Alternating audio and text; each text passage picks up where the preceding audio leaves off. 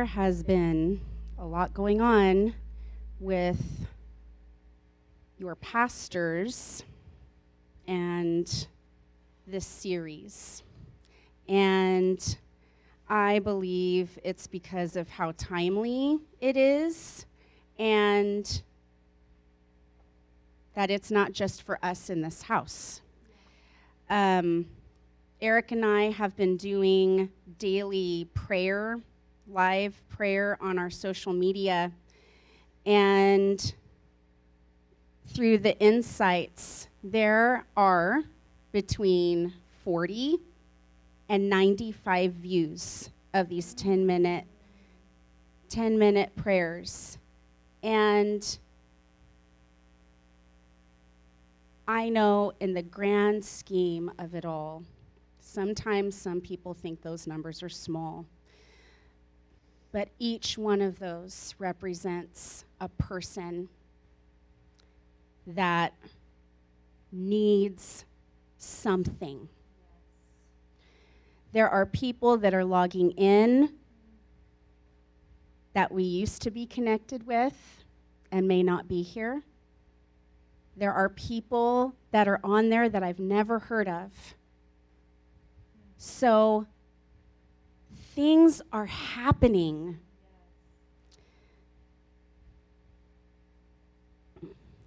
Two weeks ago, I got hit with flu-like symptoms. No fever, just really awful. And I knew it was because we're stirring something up.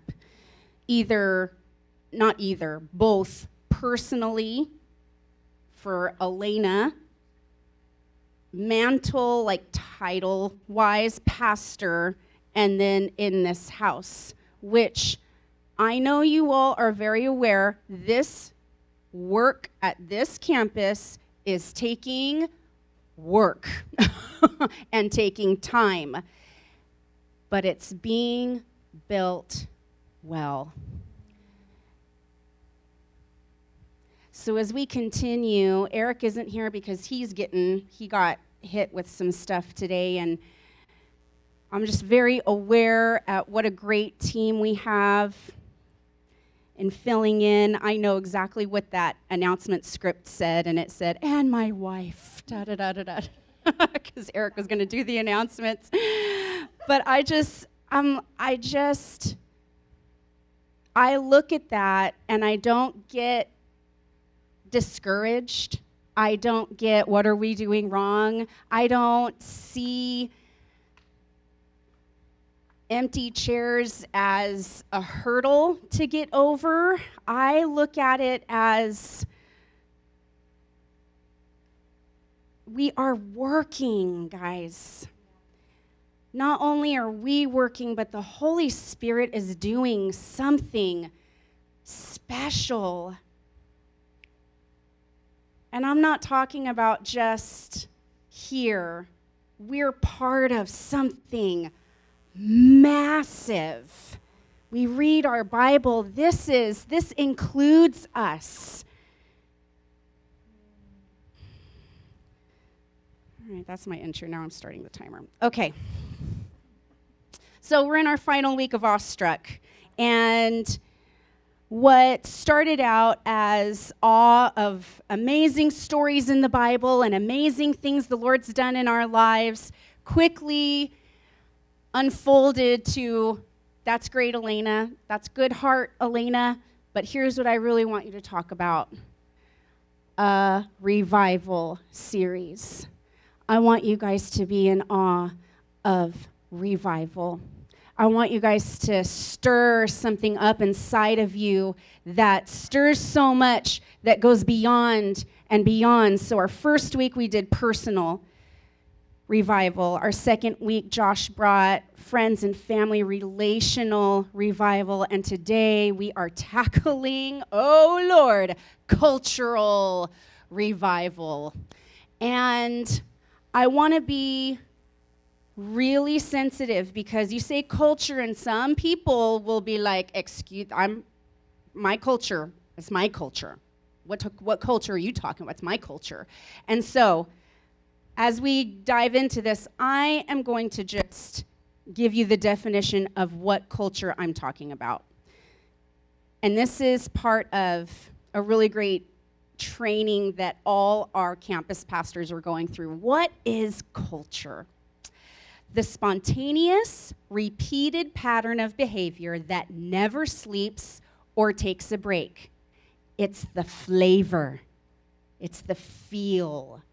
So we're not so much talking about nationalities but that's all in there. When it said flavor and feel, I went back to staying at my tia Alicia's house, and you walked in and that place just smelled like tortillas all the time.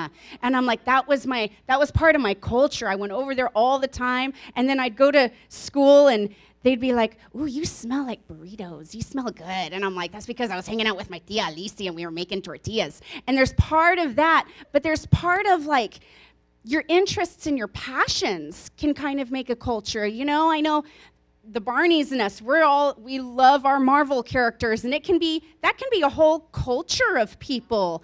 You get gatherings all over the place and you start talking. Marvel is a language and a way of relating to people. There's also cultures of recovery. You go to a CR and there is a culture there of hurt, but hope. I'm in a place that this really stinks right now, but I am doing and believing that this is going to get taken care of. There's our gateway culture. We've got our beliefs out on the window. We've also got our pillars: love God, find freedom, discover purpose, make a difference. That is all about awestruck. How many feel in awe when they feel the love of God? Awe of finding freedom, that moment where you realized, I am free. Then you discover your purpose. Oh my gosh. And no matter what season that is, it could be changing with a different season in your life, and that I'm here, like your puzzle piece just fit. I'm here and I found my purpose. And then making a difference. In this round of revival and being awestruck, our series verse is Habakkuk 3:2, where he says, I've heard all about you, Lord. I am filled with awe by your amazing works. In this time of our deep need, help us again as you did in years gone by. And in your anger, remember your mercy. How many of us like being wowed? Yes, I love a good wow moment. It could be kind of wow, or it could be wee kind of wow. That's kind of how roller coasters are for me. I love a good one loop-de-loo, and I like sitting. I'm not all about the feet dangling, but more power to the people who are.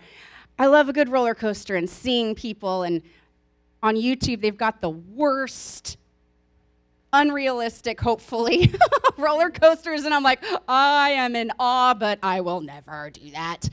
Then we've got like the awe right here. When I was walking in, there was these beautiful restored cars pulling away, and I'm like, yeah, and they're just, it's in awe. When they're older and they're pristine, people have taken care. I get wowed by that. There's my beautiful, color-coordinated, sticker-beautified planner. That makes me go, wow. There is watching the sunrise over the mountains, the sunset over the ocean, and just being, wow.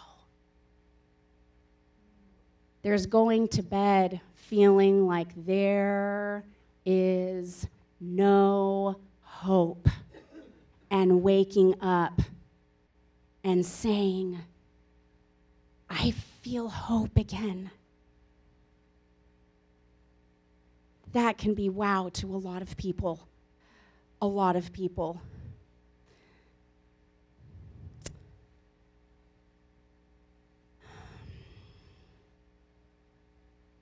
When we're talking about cultural things, culture, I'm thinking, I get my little house has its culture, which you can kind of tell. You go visit Nana Baba, Mimi Babo, whoever, and you can tell it's a little different. They're related to you, but things are a little different, a little bit of different culture. That's my small culture, and then you get bigger and bigger, and you start thinking of what you're really believing revival for.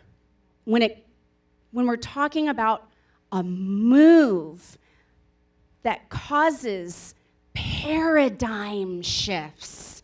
I mean, we all see what's going on. There are shakings and movements, and it can be overwhelming.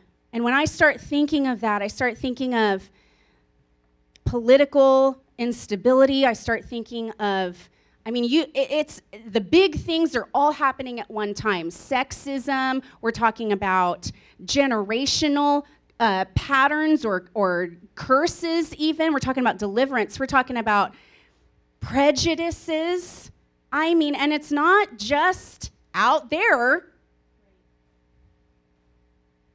See somebody walk in, we got to make sure that religious thing doesn't come out. We just want to see people the way God sees them. But when I start looking at these words, racism, big, that's bigger than me. When I'm talking about national level, that's a culture. U.S. has a culture. People say Western. Those Westerners, we have a culture. But how many know of a person that can handle this? Jesus. Jesus can handle this. I think it's really interesting when we start watching, we watched Jesus Revolution. I've watched documentaries on revivals, and I see what has transpired around that. When it's college campuses, that's a culture, man, especially different college campuses. Those are different types of cultures. You get a revival at Berkeley, it's not quite the same as a revival at a Christian location. As awesome as that is, you get a revival at liberal world that can be a little anti or a lot anti. That's massive.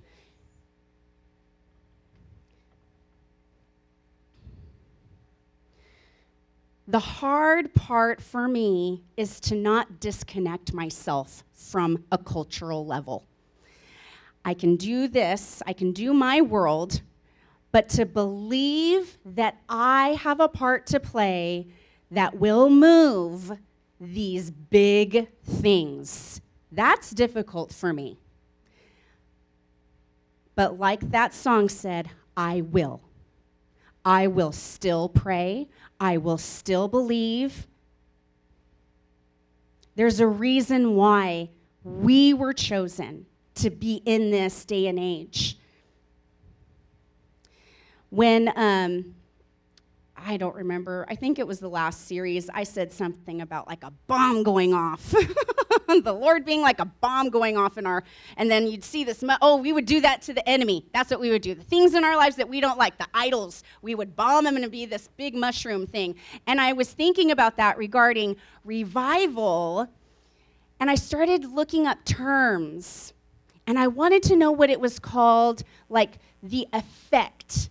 What is that? What's that term of how big the effect is? And in today's title is impact radius.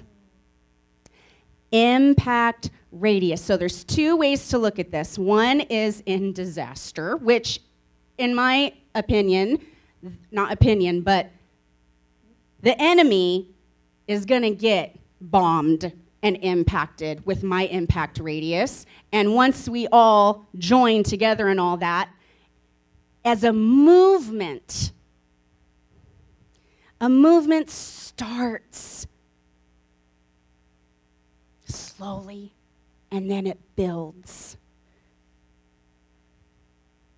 And a lasting movement, not seasonal, not it started this date and ended this date, a permanent movement that goes until the coming of Christ. Imagine.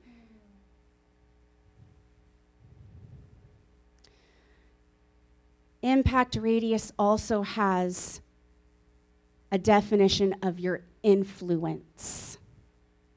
How far your influence moves and goes and makes a difference in people.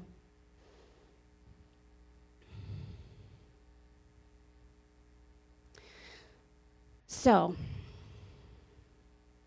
today we're looking at somebody who doesn't even have a name in the Bible and the impact they had in their culture. The Samaritan woman. Let's be ready to make an impact. One thing I really love about her is she's not so... We say Samaritan woman, and sometimes we get in, oh, that's a women's teaching. You know, it's like, what makes her relatable to everybody? Has anybody felt nameless? Has anybody felt alone? Has anybody felt tired? Has anybody felt like they are just surviving? Another interesting thing in this time we live in and the time she lived in, she was taught who she was supposed to dislike or hate.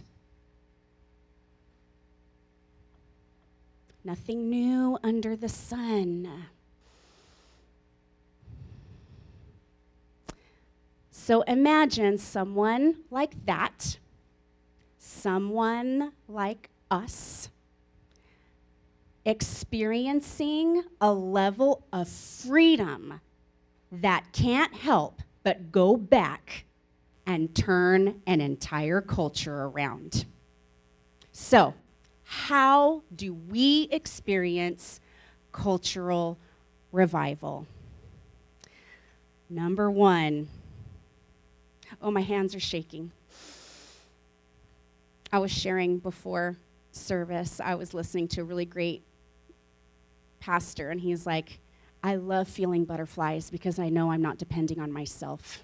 You know, it's like I get what a big deal this stuff is. Number one, be ready for the unexpected. John 4:9. The woman was surprised, for Jews refused to have anything to do with Samaritans. She said to Jesus, "You're a Jew, and I'm a Samaritan woman. Why are you asking me for a drink?" The woman was surprised.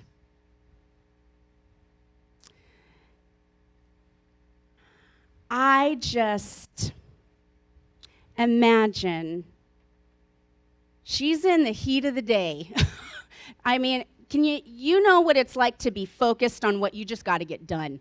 And then all of a sudden, because of her social status, she didn't want to get mocked or ridiculed, so she just avoided everybody and waited for everybody else to leave, go by herself, and there's this guy who was obviously a Jew. And the first response, you're a Jew, and I'm a Samaritan woman.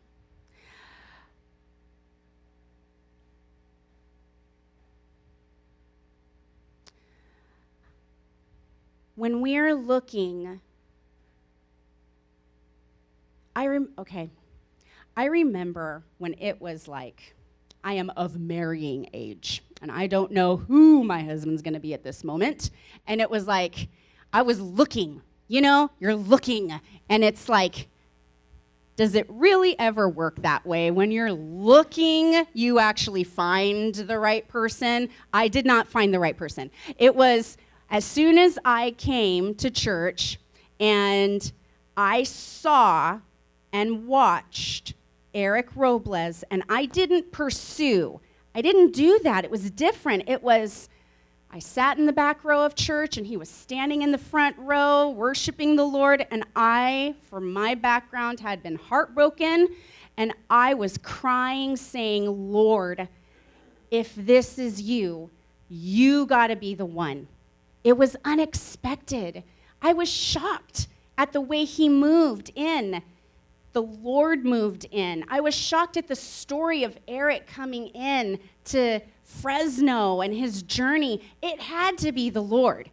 It was the Lord. And how many of us have had experiences where we were praying a certain way and kind of had a picture in our head of the way it would go, but the unexpected way he showed up was so much better. It was so much better than what we had in our head. I know there's stories. There are stories that we all represent that he proved over and over again. We're actually going to take a minute and I'm going to introduce this song called Why Not Here? And it's about revival. It's about waking up. It's got some declarations in it, and I know that we are a modest number, but why not here? Why not here? So today, as we get this song started, let it stir up. Just stir you up.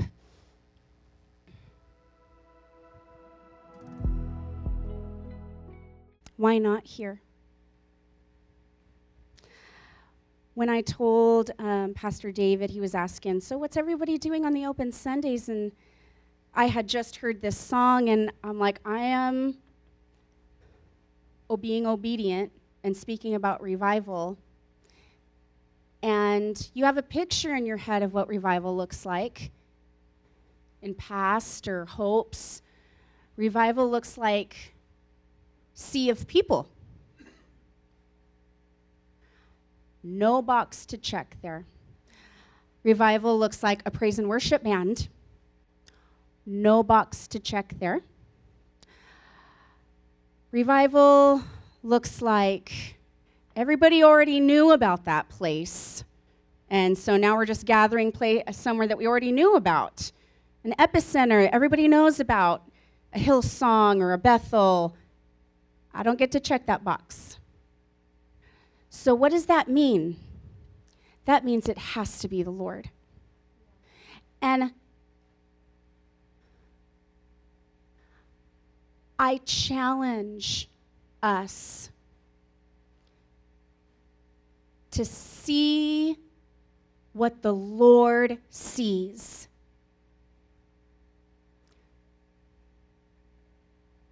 When we're talking about the unexpected and we're saying, why not here? Why? What's so special about me? It's because of for the glory of the Lord. How do they get revival when they don't have any of the things that's in the Google list of things that you need for a revival? How do they don't live next to an ocean to do hundreds of baptisms. How do they get revival? It's almost like the enemy is like, I'm going to show you all the ways you don't qualify.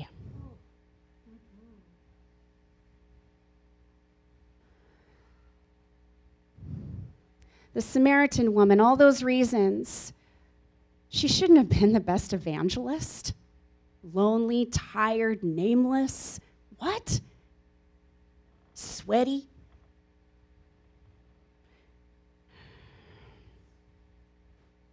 I mean, why not here? Why not you?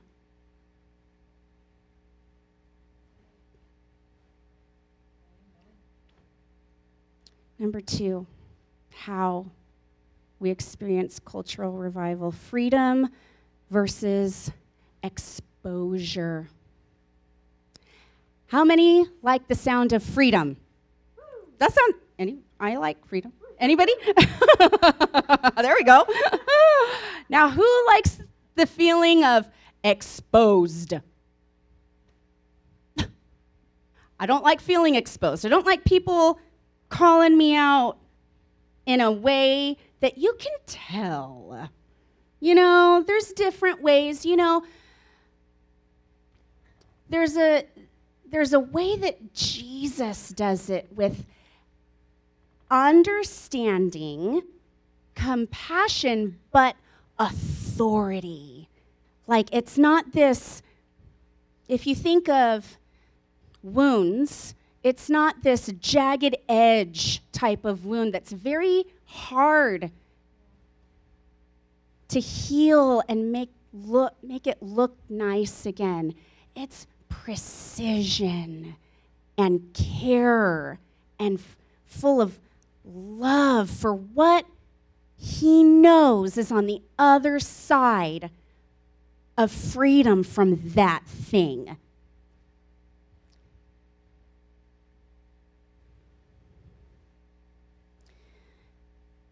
In John 4:16-19,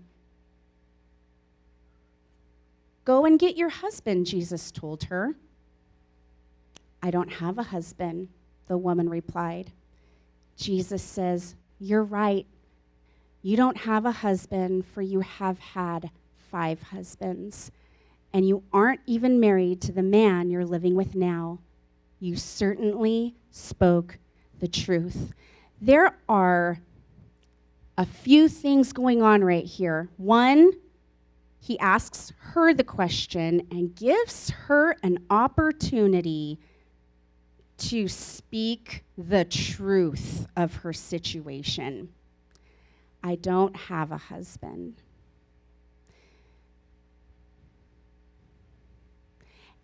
And in that opportunity, by being humble enough to say something that caused her pain, she knows all of the baggage that meant.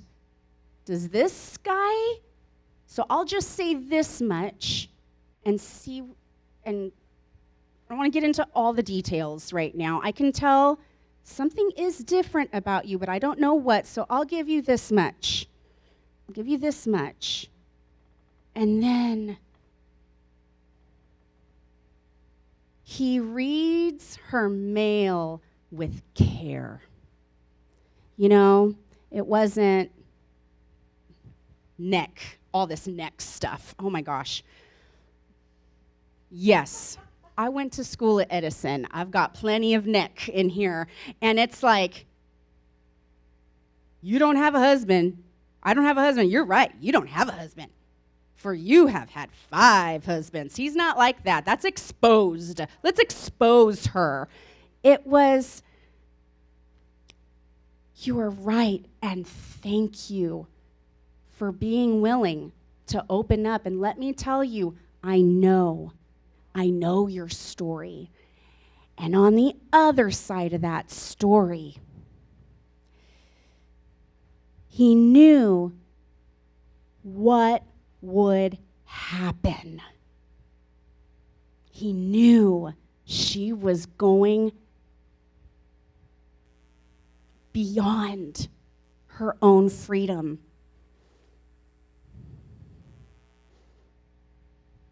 Not only did she go take it to the streets and one by one person, you know, we've got this evangelism type of thing going on. That whole culture changed. The whole town changed.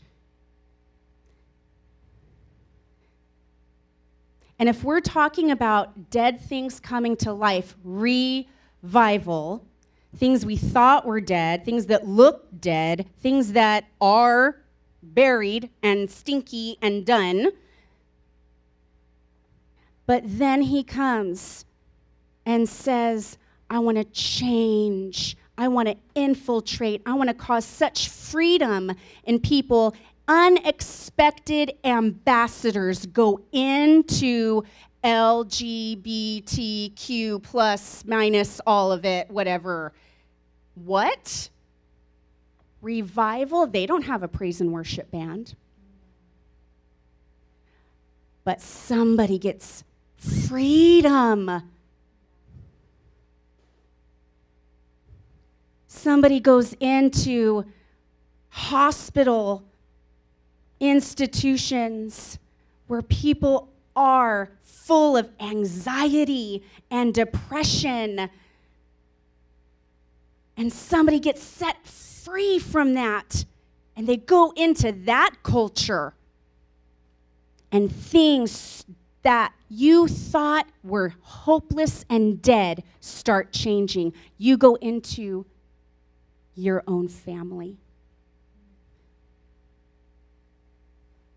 You go into your job. You go into where God, you know he's calling you. You know he's calling you to somewhere a little uncomfortable. And it's like, okay, Lord, I feel nameless. I feel tired. I feel disqualified. But he says obedience is better than sacrifice. To obey is better than sacrifice. Are we willing to take risks? Do we understand what that could represent?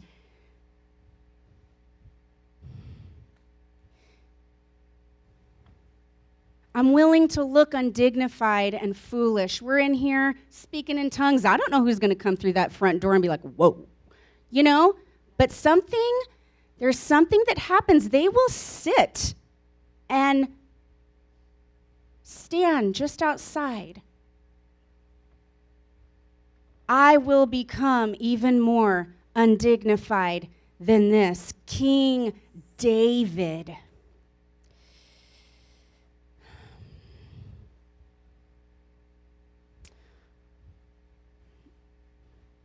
I am really, as we're talking about unexpected things and being ready for opportunities and freedom, and we love the taste of freedom, and we'll be good about keeping that exposure thing in check and not approaching people with that. But really, the fundamental reason that all of this is a thing is because we have, number 3, our deep need for him.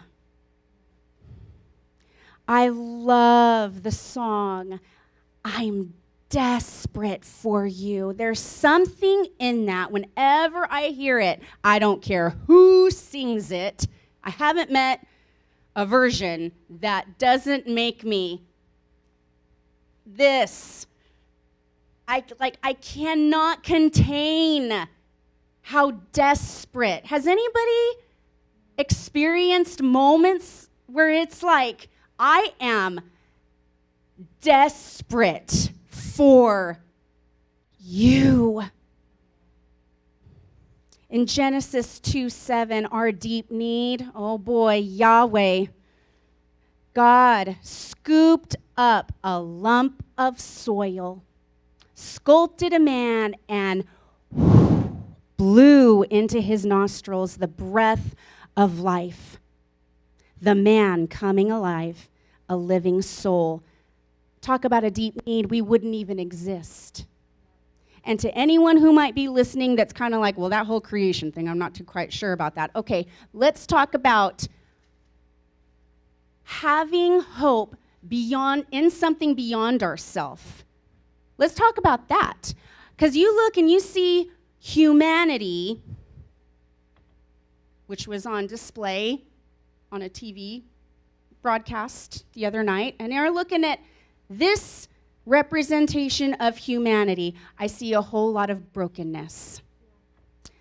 So my faith in humanity, I'm not sure. I need something above that. And what is above that actually has a living God attached to it? What? What hope? I'm thinking, naming them out. There's so many things. There's things that, there's aspects of getting things done. I mean, you've got witchcraft that's all about control and manipulation and getting what you want, no matter what the cost and all these things. And they're trying to cover it up with all this light and all, anyway. And then there's New Age, where it's very inward type of things. And I don't know about you. I need something beyond me. I think the culture, all of the cultures, nationalities, interests, passions, everything that makes Elena and places that I might go into needs something bigger than Elena. I might get in, but they need something bigger than Elena. I think about our nation. We need something bigger.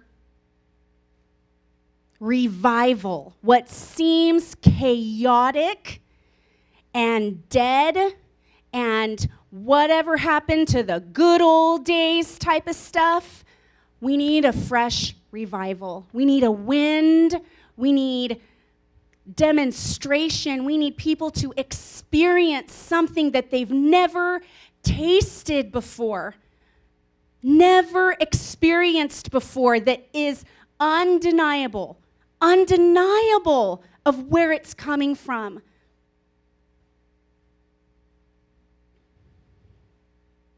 Imagine if you could think, I'm thinking of people that I saw on TV on Friday, if they experienced true joy, peace. Just imagine the most lost person, the most lost group of people.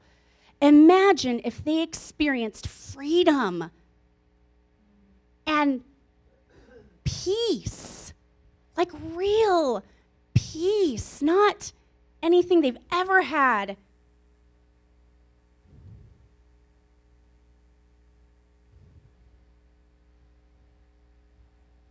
You guys ready to start praying for that? I know we're going a little long. We're going to do one last song, and we're going to close with that.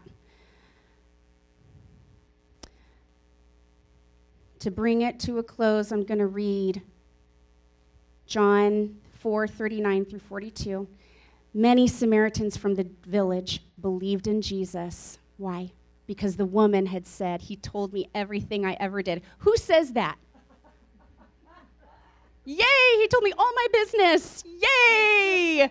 But it was such like, what? After hundreds of years of silence, this guy comes at me and told me everything I ever did. When they came out to see him, they begged, deep need, begged him to stay in their village. So he stayed for 2 days, long enough for many more to hear his message and believe.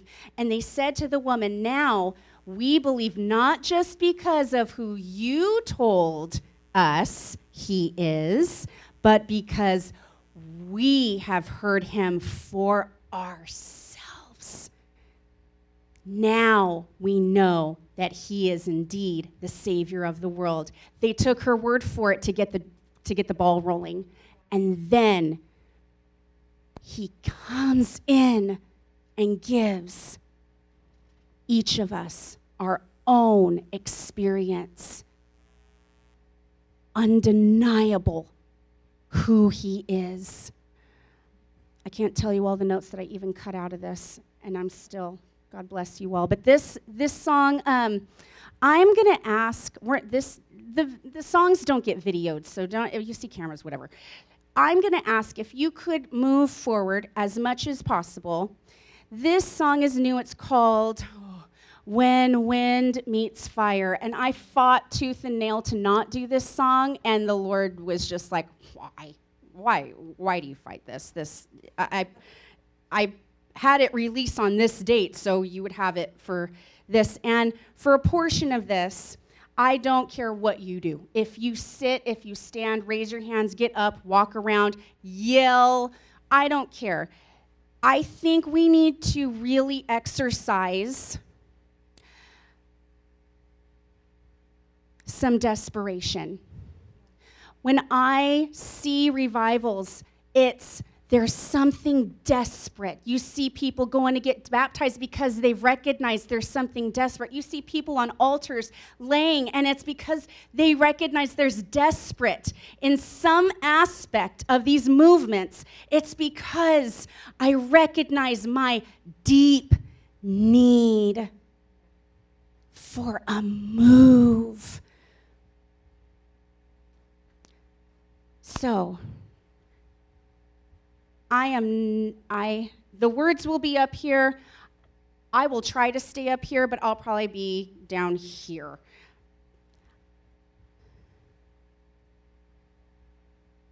I know we have makeup on. Be free. Right? Be free with the waterproof. Richard, God bless you. Josh, be free with yeah, you got it. All right, this is a big song. I just pray you guys receive it. I really believe it's a gift of putting things, music and words, to what we've been talking about, our desire for revival. Thank you guys so much.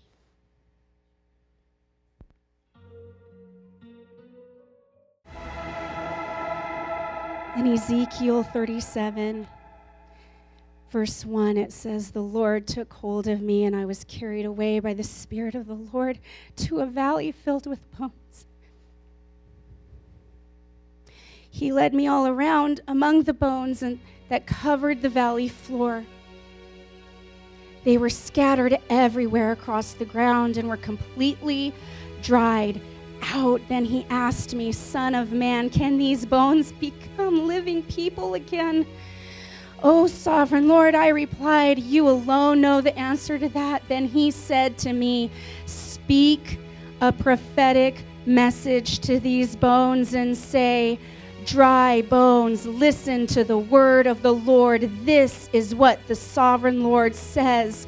Look, I am going to put breath into you and make you live again.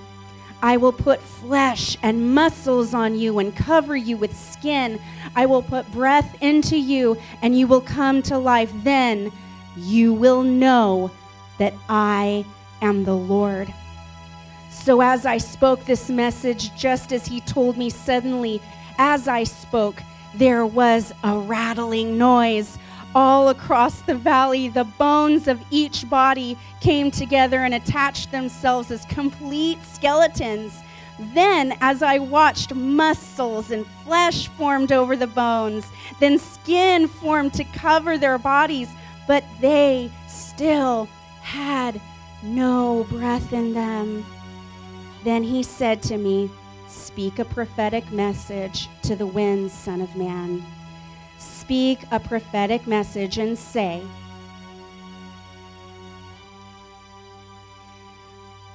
I'd like you to repeat this after me. This is what the sovereign Lord says. Come, O breath, from the four winds. Breathe into these dead bodies so they may live again.' So I spoke the message as he commanded me, and breath came into their bodies. They all came to life and stood up on their feet, a great army. Lord, Josh and I obeyed. We brought this message that I truly believe is something special from the heart of you to each one of us. And right now, I just seal it up. Seal it up. And we look with anticipation at the amazing, awe-inspiring way you're going to use us to bring glory and honor, restoration, redemption, and by the power of the Holy Spirit, revival in our lives, our families, this nation, this world, and the glory of the Lord will come down, and many will know him. Thank you, God. Thank you for listening to our Gateway Sermon podcast at our Gateway City Church Clovis campus. We'll be releasing a new episode every week, so be sure to subscribe so you don't miss out. Gateway City Church is one church that meets in multiple cities. To find us or to learn more, visit mygatewaycity.church.